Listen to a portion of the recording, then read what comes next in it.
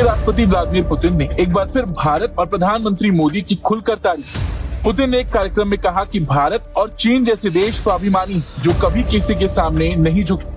उन्होंने साफ कहा, भारतीय लोग कभी भी किसी के सामने अपमान स्वीकार नहीं करेंगे। मैं प्रधानमंत्री मोदी को जानता हूँ, वो कभी ऐसे कदम नहीं उठाएंगे जो देश के सम्मान के खिलाफ। तो रशिया के प्रेसिडेंट व्लादिमीर पुतिन जो है, उन्होंने बड़ी इंपॉर्टेंट बात की है। ये बड़ी डिफरेंट चीज थी। वैसे वो पुतिन इस तरह बात करते नहीं है।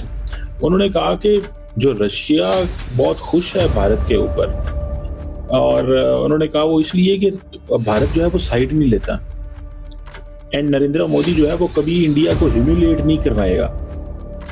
दोस्ती हो तो पुतिन जैसी हो वरना ना हो। हमने मूछें तो सुनी थी नथु लाल जैसी हो वरना ना हो, लेकिन यहाँ पर मोदी और पुतिन दोस्ती हो तो ऐसी हो वरना ना हो। सैंक्शंस भी लगाए, उसके बाद टैरिफ्स भी लगा दिए ताकि जो इंडिया है वो गिर जाए नीचे और उसकी जो इकोनॉमी है वो बुरी तरह अफेक्ट हो और इनका जो नाम है एक दुनिया के अंदर वो टोटली डिस्ट्रॉय हो जाए। लेकिन ऐसा कुछ हुआ नहीं बेसिकली, और रशिया ने आकर कह लिया कि इंडिया के बैकएंड पर खड़े होकर उसको सपोर्ट किया बहुत ज्यादा। आज के अक्सर मुल्क जो है वो यूएस प्रेशर के नीचे आते हैं, और इंडिया और चाइना जो है ये दो मुल्क ऐसे हैं जिन्होंने एनर्जी के हवाले से अमेरिकन प्रेशर के नीचे नहीं आए। पुतिन ने दोस्ती निभाई अच्छी तरह से। पहले तो लड़ाई करी यूनाइटेड नेशंस में, परमानेंट सीट के ऊपर बोला कि अगर कोई कंट्री डिजर्व करता है तो वो भारत है। उसके बाद जब उनको लगा कि भाई अमेरिकन जो प्रेसिडेंट है या अमेरिका है वो नहीं चाहता कि भारत उसका परमानेंट मेंबर बने यूनाइटेड नेशंस का, तो उन्होंने एक नया चीज छोड़ दिया। भारत ने भी साफ कर दिया है कि वो अपने लोगों के हितों के लिए रूस से सस्ता तेल खरीदता रहेगा और किसी भी दबाव में नहीं आएगा। भारत की इस मजबूती और आत्मनिर्भर सोच की पुतिन ने जमकर सराहना की।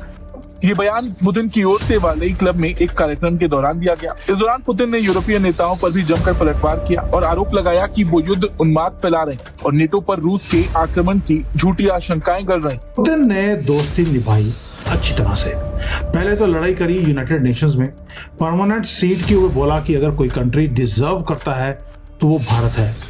उसके बाद जब उनको लगा कि भाई अमेरिकन जो प्रेसिडेंट है या अमेरिका है वो नहीं चाहता कि भारत उसका परमानेंट मेंबर बने यूनाइटेड नेशंस का, तो उन्होंने एक नया चीज छोड़ दिया कि जो आर्कटिक सर्कल है वो तो मेरे कंट्रोल में है, क्यों ना मैं यूनाइटेड नेशंस को छोड़कर मैं चले जाता हूँ आर्कटिक सर्कल में और वहां पर भारत को एक कंप्लीट सदस्यता जो देनी है वो दूंगा। इसके पीछे 14-15 न्यूज हैं जिसको पूरा कोलेट कर हम आपके सामने रखने वाले हैं। ये सारी न्यूज, ये QR कोड दिया हुआ है टेलीग्राम अकाउंट में, मैंने सारे लिंक्स आपके लिए डाल दिए। जो जियोपॉलिटिक्स सीखना चाहते हैं आप जाइए, जाकर सीख सकते हैं कि कैसे ये सारे डॉट जुड़ते हैं। पुतिन ने कैसे आपको $100 बिलियन से ज्यादा की इनकम का रास्ता खोल दिया और आपकी जो एनर्जी सिक्योरिटी जो कभी कभी फंस जाती है रास्ते में वो क्लियर हो गई। अब इस सारी डिटेल में बात करेंगे कि पुतिन ने किस तरह से थाली पर रख कर आपको एक चीज दिया है और इंडियन मीडिया बात ही नहीं कर रहा इसके ऊपर। मंजरी जी, जय सिया राम। जय सिया। दोस्ती हो तो पुतिन जैसी हो वरना ना हो। हमने मूछें तो सुनी थी नथु लाल जैसी हो वरना ना हो, लेकिन यहाँ पर मोदी और पुतिन दोस्ती हो तो ऐसी हो वरना ना हो। जी आर्कटिक एक ऐसा रीजन है जो अनटैप्ड है और वहाँ पर ऑयल मिनरल सब काफी हैं। तो उसको एक्सेस करने के लिए सबसे पहले पुतिन ने भारत की मदद मांगी। हम जानते हैं वो आइस कटिंग शिप्स की तरह के तौर पे था। अच्छा, सेकेंडली क्या है, रशियंस के बराबर जो कायदे से काम कर पाते हैं एक्लेमेटाइज करके और हार्ड वर्क करने का, वो इंडियंस के अलावा नहीं मिला।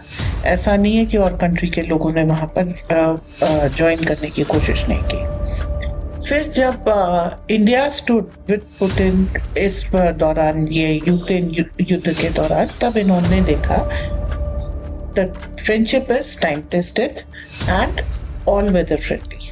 अब क्या हुआ है, उन्होंने धीरे धीरे, हमने रशियन ऑयल जब लेना शुरू किया और विश्व को सप्लाई करना शुरू किया, उसके बाद सबसे पहला स्टेप आया कि जो आर्कटिक में ऑयल है उसमें भारत का डायरेक्ट इन्वेस्टमेंट था, डायरेक्ट पार्टनरशिप थी और केवल ड्रिलिंग ही नहीं थी।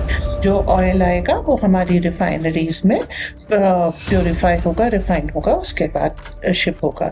इस स्टेप पे जाते जाते हम अब उसकी सिक्योरिटी, रीजनल सिक्योरिटी, स्टेबिलिटी के लिए आगे बढ़ रहे हैं। देखिए, आर्कटिक का इस समय बहुत बड़ा पुश है और इसी के कारण, आर्कटिक रिजर्व्स के कारण और आर्कटिक सिक्योरिटी के कारण ही अमेरिका कह रहा था कि उसको कनाडा चाहिए और ग्रीनलैंड चाहिए। जैसे ही उसके पास कनाडा और ग्रीनलैंड आ जाता है, अभी वो आधे आर्कटिक का पार्ट हो जाएगा। अलास्का जो अमेरिका का पार्ट है वो भी रशिया से लिया हुआ है।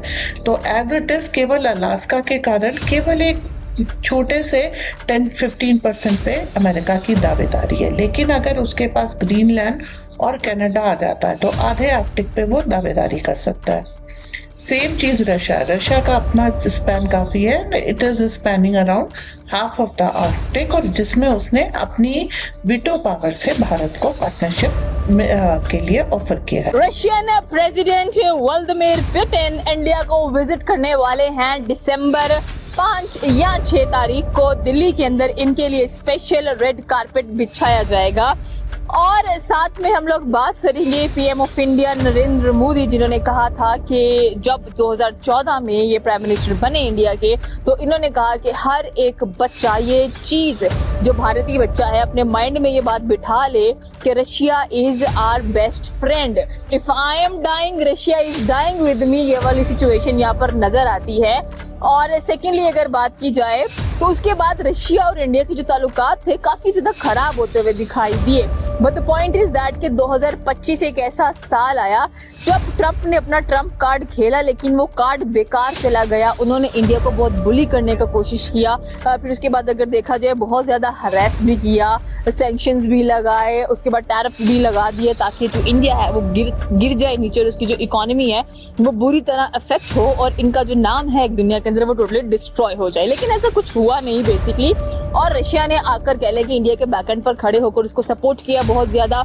और अगर देखा जाए तो अब फिर से जो इंडिया वेलकम कर रहा है पुतिन को कि हमारे मुल्क में आए, तो वहां पर जो डिफेंस डील हम लोगों को नजर आ रही है वो SU-57 एंड S-500 की नजर आएगी, जिसने कह लें कि इंडो पाक वॉर में बहुत ज्यादा भारत का साथ दिया था। और इंडिया वैसे भी चाहता है कि उनका जो डिफेंस सिस्टम है वो बहुत ज्यादा स्ट्रॉन्ग हो और बहुत ज्यादा जो डिफेंस की मशीनरी है उनके पास अवेलेबल होनी चाहिए।